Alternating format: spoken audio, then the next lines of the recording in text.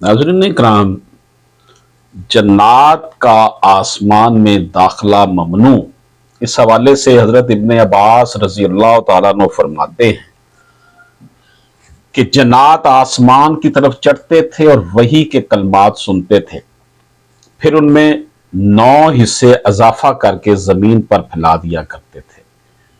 نبی پاک صلی اللہ علیہ وآلہ وسلم کی بعثت کے بعد ان شریر جنات کو اس عمل سے روک دیا گیا، اور یہ جب آسمان کی جانب رخ کرتے تو شہاب ثاقب چھوڑے جاتے۔ ان جنات نے اس کا ذکر ابلیس سے کیا تو اس نے کہا کہ ضرور زمین میں کوئی نئی بات ظہور پذیر ہوئی ہے جس کی وجہ سے آسمان دنیا کی سخت ترین حفاظت کی جا رہی ہے۔ چنانچہ یہ طے کیا گیا کہ زمین میں ہر طرف جنات کے وفود پھیلا دیے جائیں تاکہ وہ اس کی تحقیق کریں کہ دنیا میں ایسی کیا نئی چیز وجود میں آئی جس کی بنا پر آسمانوں کی سخت ترین حفاظت کی ضرورت پیش آئی۔ چنانچہ جنات کا ایک وقت تہامہ حجاز کی جانب بھیجا گیا۔ وہ جب مقام نخلا پر پہنچے تو وہاں نبی پاک صلی اللہ علیہ وآلہ وسلم اپنے صحابہ اکرام کے ساتھ صبح کی نماز کی امامت فرما رہے تھے۔ جنات کے اس وفد نے جب قرآن کریم کی تلاوت سنی تو آپس میں قسمیں کھا کر کہنے لگے کہ واللہ یہ وہی کلام ہے جس کی وجہ سے ہمیں آسمانوں پر جانے سے روک دیا گیا ہے۔ جب نبی پاک صلی اللہ علیہ وآلہ وسلم نماز سے فارغ ہوئے تو یہ اسلام کی حقانیت پر یقین و ایمان لا کر اپنی قوم کے پاس واپس گئے اور انہیں واقعہ سناتے ہوئے خبر دی کہ ہم تو مسلمان ہو گئے، تمہیں بھی چاہیے کہ ایمان لے آؤ، مگر رسول اللہ صلی اللہ علیہ وسلم کو ان جنات کے آنے جانے اور قرآن سن کر ایمان لانے کی خبر نہ ہوئی۔ اب یہ اس روایت میں ہے کہ اللہ کا جو بھی اس میں مسئلت ہوگی کہ ان کو بتایا گیا یا نہیں بتایا گیا، جو یہ ریفرنس دیا گیا میں وہی ریفرنس آپ کے سامنے دے رہا ہوں، یہاں تک کہ سورۃ جن کا نزول ہوا جس میں آپ صلی اللہ علیہ وسلم کو اس واقعے کی خبر دی گئی، یعنی کہ بعد میں اس واقعے کی خبر دی سورۃ جن میں۔ ایک روایت میں ہے کہ جنات شہر نصیبین کے رہنے والے تھے اور ان کی کل تعداد 9 یا 7 تھی۔ جب انہوں نے اپنی قوم کو ایمان لانے کی ترغیب دی تو پھر ان میں سے 300 افراد جنات اسلام کے لیے حاضر خدمت ہوئے۔ یہ روایت ہے حضرت خفاجی نے فرمایا کہ جنات کے رسول صلی اللہ علیہ وسلم کی خدمت میں حاضر ہو کر استفادہ کرنے کے واقعات 6 مرتبہ پیش آئے تھے۔ حضرت صلی اللہ علیہ وسلم طائف کے سفر سے واپسی پر مقام نخلا میں قیام فرمائے اور آخر شب میں نماز تہجد پڑھنے لگے۔ ملک یمن کے شہر نصیبین کے جنات کا ایک وفد بھی وہاں پہنچا ہوا تھا۔ انہوں نے جب قرآن کریم کی تلاوت سنی تو مسلمان ہو گئے اور اپنی قوم کی طرف واپس جا کر اس واقعے کی تفصیل بیان کی جس کا ذکر سورۃ جن میں بیان فرمایا گیا ہے۔ ناظرین کرام، قرآن کریم کے جو سننے کے واقعات ہیں جنات کے، اس حوالے سے جب ہم بات کرتے ہیں جنات کے قرآن کریم سننے کے پہلے واقعے کی تفصیل قرآن کریم کی 46 سورہ الحقاف میں اللہ تعالیٰ نے بیان فرما دی ہے۔ صحیح مسلم کی روایت کے مطابق یہ واقعہ مکہ کے قریب وادی نخلا میں پیش ہے جہاں نبی پاک صلی اللہ علیہ وآلہ وسلم فجر کی نماز پڑھا رہے تھے۔ سورہ الحقاف کی آیت پر غور کرنے سے معلوم ہوتا ہے کہ یہ جنات پہلے سے حضرت موسیٰ علیہ السلام اور سابق کتب آسمانی پر ایمان رکھتے تھے۔ دوسرا واقعہ سورہ جن کی آیت نمبر 1 اور 2 میں بیان ہوا ہے۔ تاریخ سے یہ بات ثابت ہوتی ہے کہ سفر طائف کا واقعہ ہجرت سے 3 سال قبل 10 نبوی میں پیش آیا تھا، اور اس سفر میں آپ صلی اللہ علیہ وآلہ وسلم کے ساتھ حضرت زید بن حارثہ کے سوا اور کوئی نہیں تھا۔ حضرت ابن عباس رضی اللہ تعالیٰ عنہ کی روایت کے مطابق جنات کے قرآن سننے کا واقعہ اس وقت پیش ہے جب آپ صلی اللہ علیہ وآلہ وسلم مکے سے عکاظ تشریف لے جا رہے تھے اور آپ کے ساتھ دیگر صحابہ اکرام بھی موجود تھے۔ ان وجوہات کی بنا پر یہ بات درست معلوم ہوتی ہے کہ سورہ الحقاف اور سورہ جن میں ایک ہی واقعے کا ذکر نہیں کیا گیا، بلکہ یہ 2 الگ الگ واقعات ہیں جو 2 مختلف اسفار میں 2 مختلف سفر میں پیش آئے۔ हो सकता है कि ये पहला वाकया नबूवत के इब्तदाई दौर का हो, जबकि दूसरे के वाकये के बारे में रावी मुतफिक हैं कि वो 10 नबी के सफर ताइफ में पेश आया था। नाज़रीन इकराम, हजरत मुजाहिद रहमतुल्लाह अलैह फरमाते हैं कि मैं एक रात नमाज अदा कर रहा था कि अचानक मेरे सामने एक लड़का आकर खड़ा हो गया, तो मैं उसे काबू करने की तैयारी की। उसने छलांग लगाई और दीवार के पीछे जा पड़ा। मैंने उसके गिरने की आवाज भी सुनी थी और इसके बाद वो कभी मेरे पास नहीं आया। हजरत मुजाहिद रहमतुल्लाह अलैह फरमाते हैं कि ये जन्नात तुमसे उसी तरह डरते हैं जिस तरह से तुम जन्नात से डरते हो। ये तारीख जन्नात इमाम स्यूती सफ़ा नंबर 268 में मज़कूर है। अल्लामा महासबी रहमतुल्लाह अलैह फरमाते हैं कि जो मोमिन जन्नत में दाखिल होंगे वो जन्नत में मौजूद इंसानों को नहीं देख पाएंगे, जबकि इंसान जन्नत को देख सकेंगे, यानी वहां दुनिया के बरक्स मामला होगा। हजरत अंस रजी अल्लाह ताला अन्हु बयान करते हैं कि नबी पाक सल्लल्लाहु अलैहि वसल्लम ने फरमाया, मोमिन जन्नत पर भी सवाब भी है, मोमिन जन्नत पर सवाब भी है और अजाब भी। हमने अर्ज की उन्हें क्या सवाब मिलेगा? फरमाया ये आराफ में होंगे, जन्नत में उम्मत मोहम्मदी सल्लल्लाहु अलैहि वसल्लम के साथ नहीं होंगे। हमने अर्ज किया ये आराफ क्या चीज है? फरमाया जन्नत की दीवार है जिसमें नहरें बहती होंगी और फलों से लदे दरख्त होंगे। ये बहकी की हदीस नंबर 117 में मज़कूर है जी।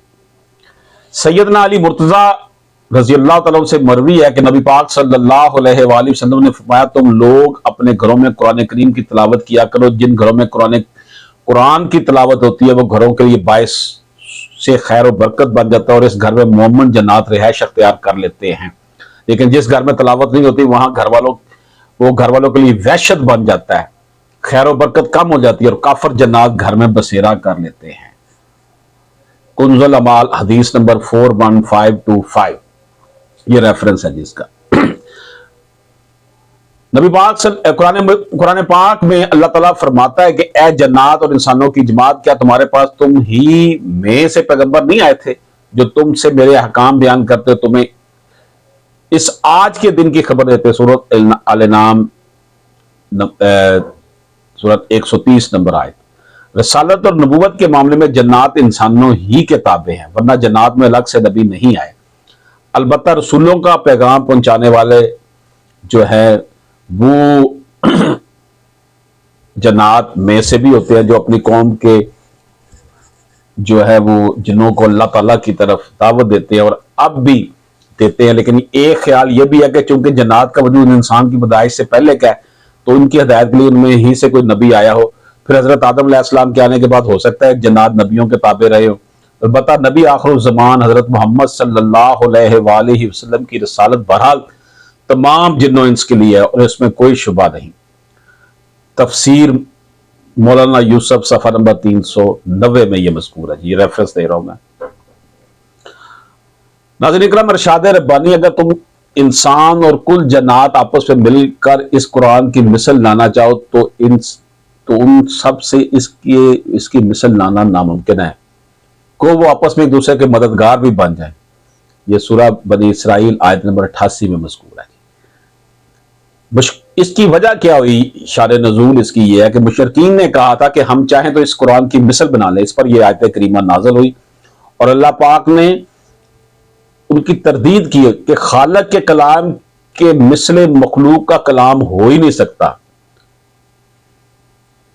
जो खालिक का कलाम है और जो मखलूक का कलाम है वो खालिक के बराबर नहीं आ सकता। अगर जिन्नों इंस बाहम मिलकर, यानी जिन्नों का भी नाम लिया, तो भी मुमकिन नहीं इस कलाम की मिसल ला चला चे। ऐसा ही हुआ, तमाम कफार आजिज हुए ने रसवाई उठाना पड़ी और एक सतर भी बनाकर पेश ना कर सके। कुंजुल ईमान सफ़ा नंबर 418 में यह मज़कूर है। हजरत सलेमान अलैहिस्सलाम हफ्त अकलीम के बादशाह थे। दुनिया की हर शय आपकी मती और फरमाबरदार थी। हवा को हुक्म देते तो महीनों का सफर घंटों में तय कर दी। चंद परिंद हर हुक्म की ताबेदारी के लिए हाजिर होते। सरकश जन्नत हर वक्त हाथ बांधे अहकामात की बजावरी के लिए तैयार रहते। शयातीन जंजीरों में जकड़े कामों में मसरूफ रहते। अल्लाह ताला ने मोमिन जन्नत और सरकश शयातीन को हजरत सलेमान अलैहिस्सलाम का ताबे और फर्मा बरदार बना दिया था। जो नौकरों चाकरों की तरह आपका हर हुक्म बजा लाते, ये आप के लिए समंदर की तह से कीमती मोती हीरे जौहरात निकाल लाते। हजरत सलेमान अलैहिस्सलाम को बड़ी और खूबसूरत इमारतें बनाने का शौक था, चनाचे वो आपके हुक्म पर आली शान इमारत तामीर करते। अगर उनमें से कोई सरकशी करता तो हजरत सलेमान अलैहिस्सलाम उसे सजा देते और जंजीरों में जकड़ देते। कुरान पाक में इरशाद बारी ताला है, सूरह अंबिया आयत नंबर 82, हमने बहुत से शयातीन भी उनके ताबे किए हुए थे जो उनके फरमान से गौते लगाते और बहुत से दूसरे काम सर अंजाम देते, और इसके निगहबान हम ही थे।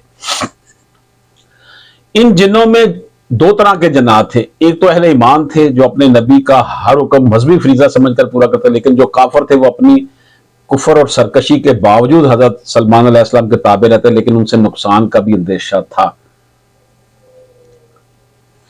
चनाचे सूरत सबा में इरशाद बारी ताला है कि जो कोई इनमें से हमारे हुक्म से फिरेगा उसे हम आग का मजा चखाएंगे। सूरत सबा आयत नंबर 12। मुफस्सिरीन फरमाते हैं कि अल्लाह ताला ने एक फरिश्ता मुकर्रर फरमा दिया था जिसके हाथ में आग का सोटा होता। जनास में से कोई हजरत सलमान अलैहिस्सलाम के हुक्म की सरताबी करता तो फरिश्ता उसे सोटा मारता है जिससे वो जलकर भस्म हो जाता। हज़रत सल्लल्लाहु अलैहि वसल्लम की बैअत से पहले जन्नत आलम बाला की खबरें मालूम करने के लिए आसमान में सुनगुन लेने का कोई ना कोई मौका पा लेते थे। फिर एक सच्ची बात में 9 मन घड़त झूठी बातें मिलाकर कहानों को बता दिया करते थे। यूं कहानों में यह बात मशहूर होगी कि जन्नत गैब का इल्म जानते हैं। हजरत आयशा फरमाती है, मैंने अर्ज किया या रसूलुल्लाह सल्लल्लाहु अलैहि वसल्लम, ये कहान जो बात कहते हैं हमें सच भी मिलती है।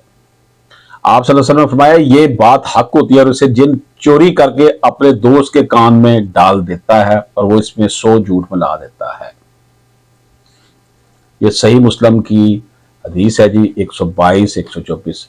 हजरत सलमान अलैहिस्सलाम के ज़माने में जन्नत के बारे में मशहूर हो गया था कि ये गैब की बातें जानते हैं। अल्लाह ताला ने हजरत सलमान अलैहिस्सलाम की वफात के जरिए इस अकीदे के फसाद का कलाकमा कर दिया।